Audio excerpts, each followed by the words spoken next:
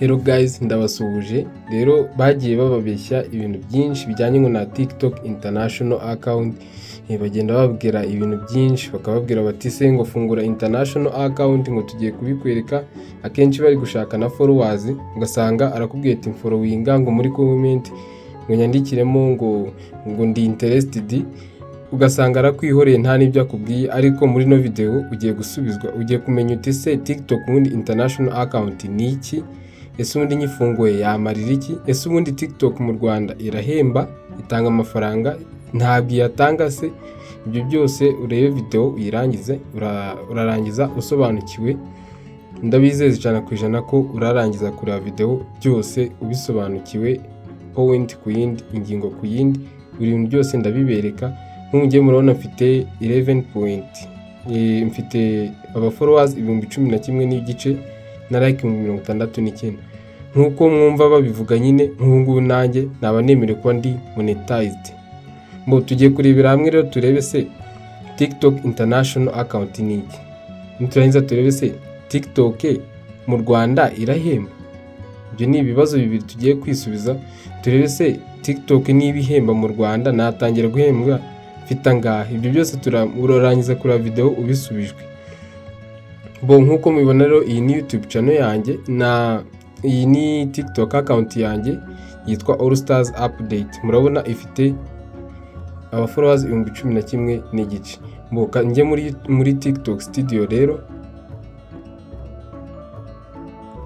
banze mbereke, mbo tubanze turebere hamwe turese tuti TikTok international account ni iki, ese bimeze bite. Nkuko murabona bazanye analytics, bazanye na monetization. Hano nkuko muri kubibona monetization gutya, iyo TikTok uba wemerewe kuba monetize iyo wujuje aba followers 10,000. Nkuko mubibona hano ngiye ubu ngubu, nkuko hano muri kubibona, hano ngiye nemerewe video gift. Kanze nkande umurebe neza,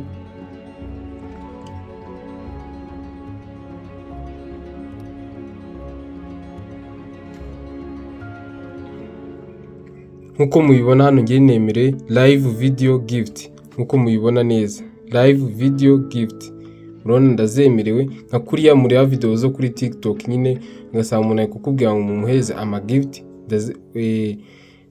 Iyo umuhaye gift nyine ukamuheza nk'igihumbi cyangwa se amafaranga runaka, uba umuhaye gift nyine.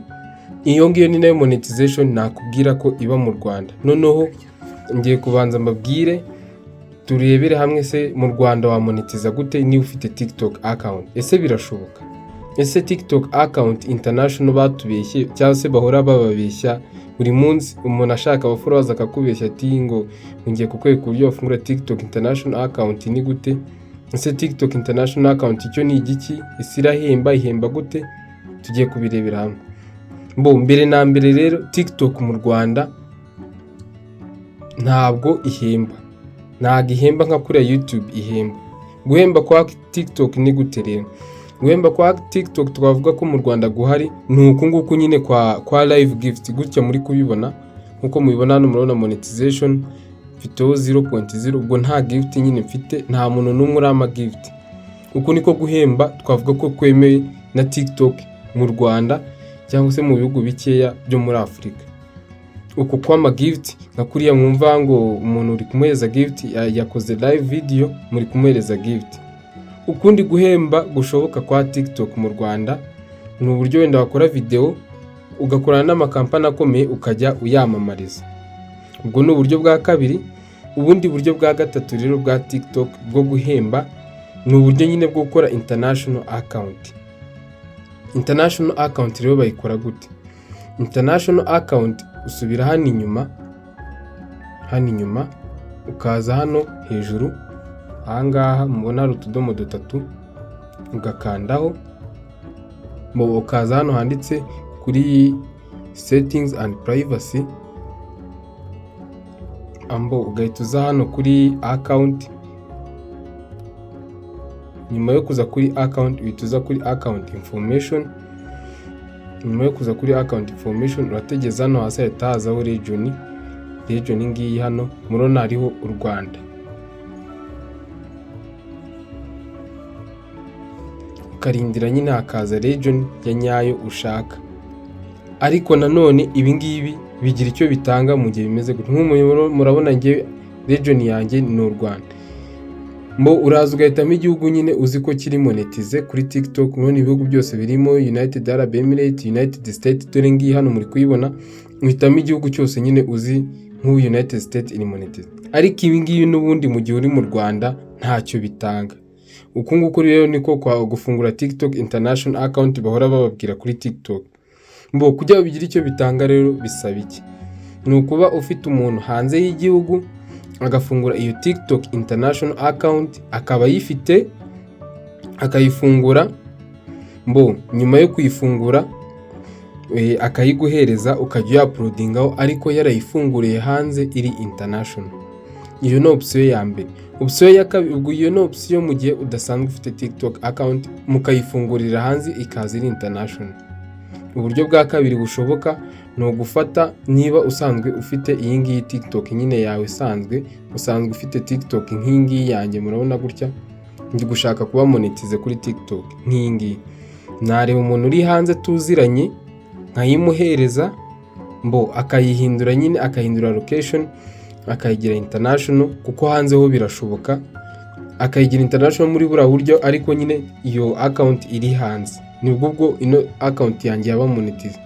Ariko mu gihe account yawe wayikoreye muri iki gihugu cyangwa se muri Afrika, mu bihugu bitari monetize na TikTok, ntabwo nakwizeza rwose ko TikTok yawe yaba monetize. Ibyo ni ibintu by'ukuri ndi kukubwira, aya makuru arizewe, izi ni update mba ndi kukubwira. N'ikimenyimenyi abakubwiye bose ngo TikTok live account ntibigeze babikwereka. Monetization ni imwe nayibabwiye yemewe gusa, ni iyi ngiyi y'uburyo bw'ama live gift, ari nabwo akenshi usanga abantu bakora live videos bakora nyine. Ubundi buryo bwo gukora amafaranga buzwi nyine bunashoboka cyane mu Rwanda ni ukwamamariza abantu nyine, ukakorana n'amakampani arenze mu gihugu, ukajya uyamamariza, niba ari amajini ukayamamariza, cyangwa se abandi bantu bakoresha TikTok mu Rwanda bari gupromotinga ibintu byabo. Niyo mpamvu rero ngewe bari komendinze, niba mushaka gukoresha imbuga nkoranyambaga mu buryo bw'amafaranga, wakoresha Facebook, narayiberetse muri video iheruka, wakoresha cyangwa se YouTube, nayo video ikora kuri YouTube ivuga kuri YouTube narayikoze. YouTube cyane no YouTube ni ihemba mu Rwanda kurusha izo mbuga zose. YouTube niyo ipeyinga neza kurusha izo mbuga zose. Ndikeka rero ibibazo byose twatangiye twibaza mubisobanukiwe. Niba uri umu content creator kuri TikTok, ndatikeka ibintu bya monetization nabisobanukiwe. Nyandikira muri comment ibyo utasobanukiwe ndagusobanurira.